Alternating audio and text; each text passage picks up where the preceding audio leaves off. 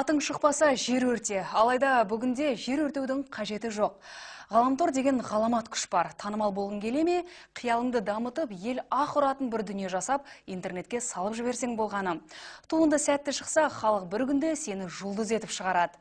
Мұндай мүмкіндікті қалт жібермеген ақтөбелік жас өнерпаздар түнгі көбелектерге ән жазып, айды аспанға бір-ақ шығарды.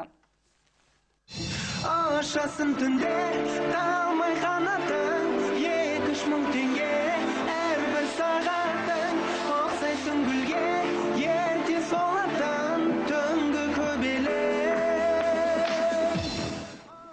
Әншілер алғашқы әнін жезөкшелерге арнауы тегін емес көрінеді. Жігіттердің айтуынша қазір көпті таңғалдыру қиын.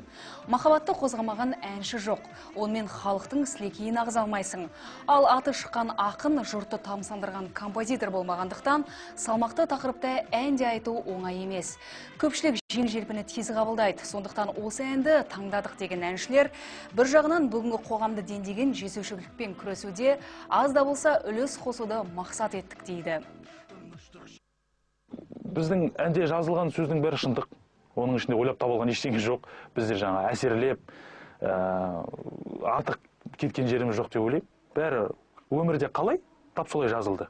Бір жолдас балам осы әнді бір қызға тыңдаттырған екен. Сосын ол айтыпты, мен бұл адамды көретін болсам, жазасын берем деген сияқты. Ол ренжіп қалыпты. Мен айтам, ол ренжісе, ол бойында ұяты оянған деген сөз, дұрыс па? Оның бойында ұяты оянса, ол бұндай жолға бармайды деген сөз. Біреуге болмаса, біреуге кәдімгі жол көрсететін, жаңағы ненің жаман, ненің жақсы екенін көрсететін ән деп ойлаймын. Әншілер ән арқылы қазақ қыздарының намысын оятпаққа тырысқан. Ымырт түссе езуіне темекі, қолына ішімдік ұстап, жол торғылдайтын қыздардың анасы, әкесі барын еске салады.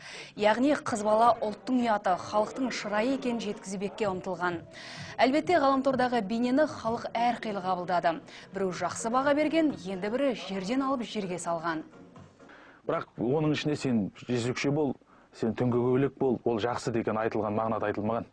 Бұның бәрі өздеріңіз естігендей, керісінше ондай жолға бармайық, оның қаншалықты арзан екенін, оның қаншалықты керек емес екенін көрсететін зат деп ойлаймын. Түнгі көбелек сияқты жеңіл туынды жазып, ғаламторда танымал болса да, жігіттер әнді туған туыстарына, аға буын өкілдеріне көрсетпепті. Не дегенмен жүрегі қазақ деп соққан жігіттердің ұяты мен намысы жібермесе керек.